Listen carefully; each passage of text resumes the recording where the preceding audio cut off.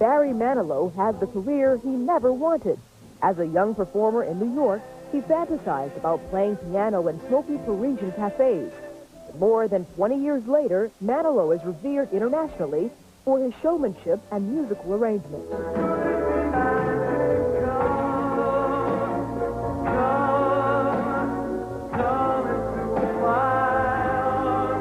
Manillow believes his passion is what makes him so successful.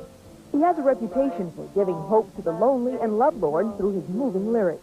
And perhaps the reason he relates so well to his loyal followers is that Manillow, too, has always considered himself an outsider. His latest release is Barry Manilow, The Complete Collection, and then some. The box set contains his signature top 40 hits, as well as some unreleased material.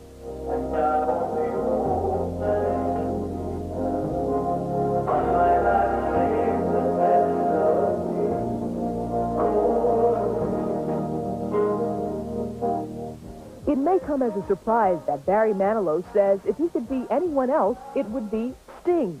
When we met him at the Renmar Studios in Hollywood, he explained why he has more in common with rock and rollers than you may realize. I think there's an aggressive guy inside me. I think I was closer to rock and roll than I thought I was when I was doing when I was making pop records. Whenever I make pop records. I just, critics, of course, we don't have to talk about that, but my image is of being this romantic, crooner, soft balladeer. I don't think I ever did that. I think that's the image, but I don't think I ever did that. If you listen to the records, there's a power stuff that's always there. There's a big pop/rock backbeat approach to all of these ballads. I don't think I ever made these teeny little wimpy ballads, that people say I do. You listen to Mandy, it's got a pretty big backbeat. Same thing with all of these other big ballads, that I had to do with. I guess that's as close as rock and roll as I ever got, because my heart is in jazz and standards. Bit of trivia. Well, Barry Manilow trivia. We're talking about your car radio now. What sort of stations do you have programmed in? The easy listening, the jazz, the urban contemporary? It's either jazz or the what is that KACE station? The R&B station. Yeah. Okay. Yeah. All right. Barry's got a little soul. More soul than you could think. You see, I'm Jewish. I got Jewish soul. All right. It's the same thing. What's your favorite Barry Manilow song, by the way? I think as probably any recording artist, you probably get the same answer. The songs that I like the best are the ones that aren't the most popular. The little cuts on the album, the ones that probably nobody knows. The little cuts like a song called I Am Your Child, or All the Time, or I don't know, a little song called A Little Traveling Music. These are the ones that didn't make it to the big top of the charts. These are the ones that I wrote really from the heart. And they made it on the albums, and a handful of people would know them. But those are the ones that I love. As far as the big hits go, I still come back to Could It Be Magic. It's the first one for me, and it still holds up. I'm wondering, though, if you say you don't sing so well, which I disagree, but then if that's the case, though, then what is it that attracts all these people to you and to your music? Well, I don't know exactly what it is. You have to ask them. But here's what I hope it is. I hope I'm connecting, because it's the only thing I can do. I don't think I'm that good of a singer, and I think people sing rings around me. I think I'm a decent songwriter. I think I'm a terrific arranger. And as a performer, I'm just learning how to do it right.